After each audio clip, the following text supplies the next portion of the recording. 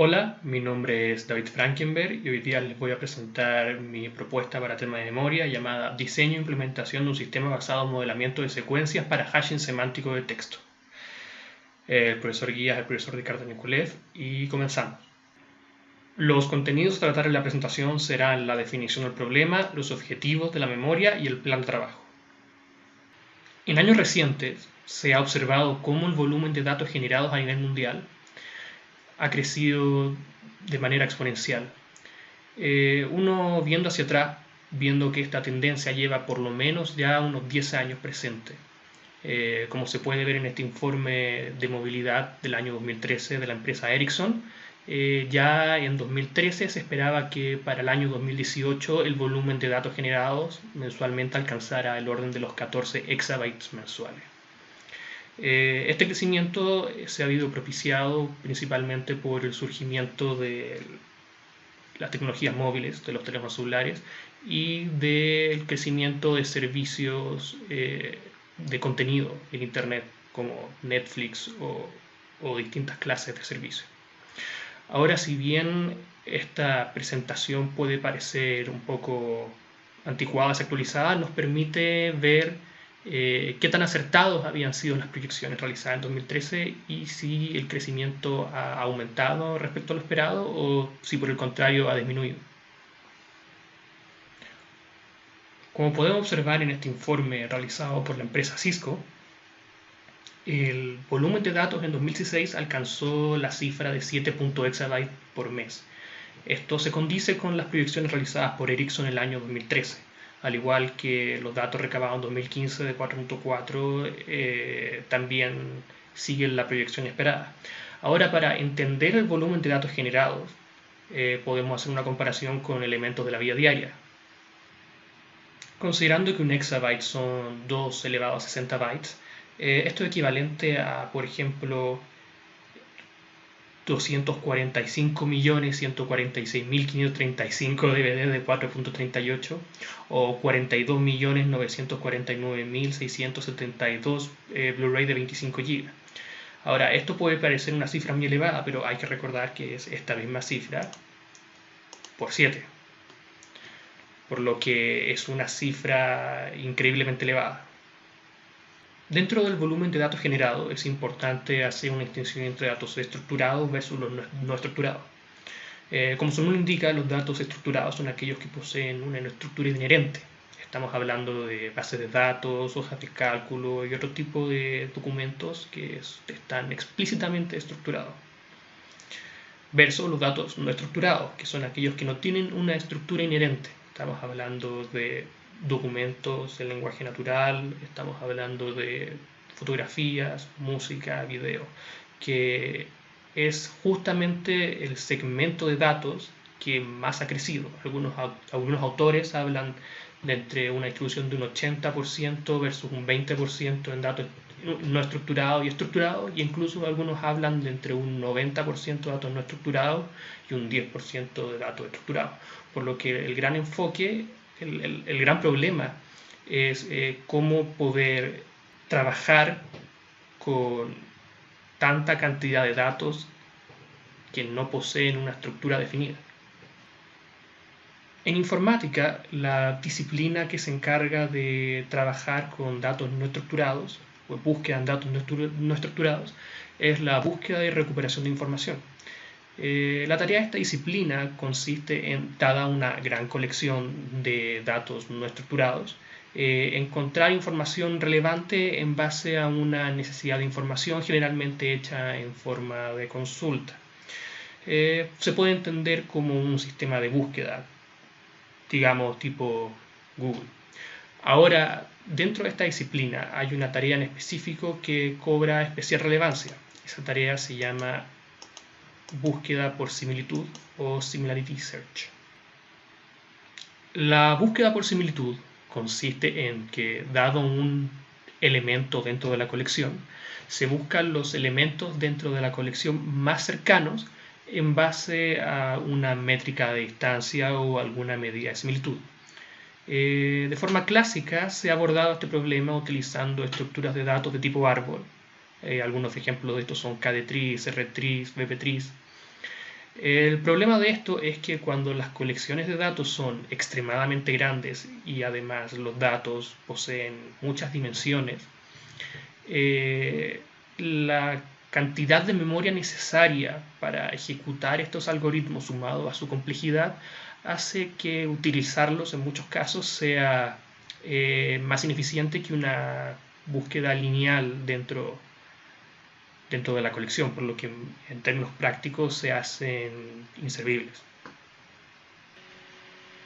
Debido a esto, que actualmente el enfoque en búsqueda por similitud se centra en técnicas de hashing que permiten búsquedas mucho más eficientes. El enfoque de la técnica consiste en representar los objetos de la colección utilizando cadenas de bits compactas, de manera que elementos similares en el espacio original difieran en solo unos pocos bits en el espacio de representación.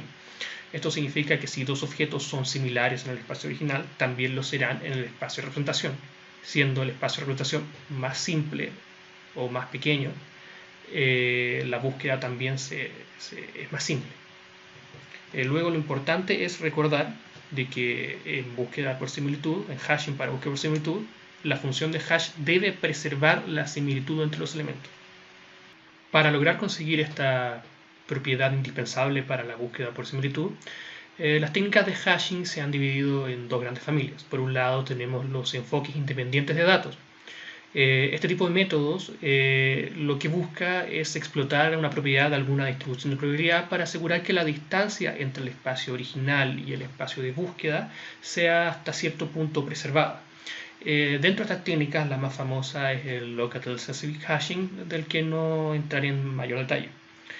Ahora, por otro lado, están los métodos basados en datos, en los que se busca es utilizar algún método de aprendizaje para que se aprenda una función de hash que permita mapear los objetos entre espacios. Ahora, lo importante, aquí nos centraremos principalmente en los métodos basados en datos y en la utilización de Machine Learning, o sea, aprendizaje automático, para aprender la función de similitud. Por otra parte, ya que el problema planteado implica hashing semántico de texto, es importante considerar la representación del texto. La representación más común de texto utilizada en la literatura es la llamada bolsa de palabras o bag of words. En este tipo de representación, cada documento se ve como la ocurrencia de ciertos términos dentro de un diccionario. Para ilustrar esto, por ejemplo, vamos a tomar la definición de bag of words obtenido desde la Wikipedia, solamente para efectos de presentación de cómo funciona la técnica. Entonces, lo primero que se hace por lo general en todo procedimiento de lenguaje natural es eliminar las que se llaman stop words, que son palabras que son comunes a todos los textos, por lo tanto su relevancia semántica es muy débil. Por ejemplo, aquí vemos la eliminación en este texto. Luego lo que se hace es llevar cada palabra a su raíz. Esto generalmente se hace mediante dos técnicas, una es lematización y la otra es stemming. La lematización consiste en utilizar alguna fuente de conocimiento externa para llevar las palabras a su raíz, mientras que el stemming consiste en utilizar alguna regla que permita llevar las palabras a una raíz aproximada, aunque no sea una raíz real. Por ejemplo, aquí lleva todas las palabras a su lema.